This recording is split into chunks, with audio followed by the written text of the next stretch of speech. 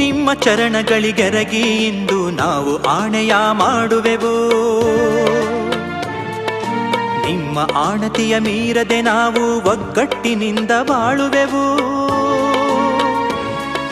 ನಿಮ್ಮ ಜೊತೆ ನಿಂತು ಭೋವಿ ಕುಲವನ್ನು ಗಂಧರ್ವ ಲೋಕ ಮಾಡುವೆವು. ಗಂಧರ್ವ ಲೋಕ ಮಾಡುವೆವು. ಓ ಗುರುವೇ, ಓ ಗುರುವೇ, ಓ ಗುರುವೇ,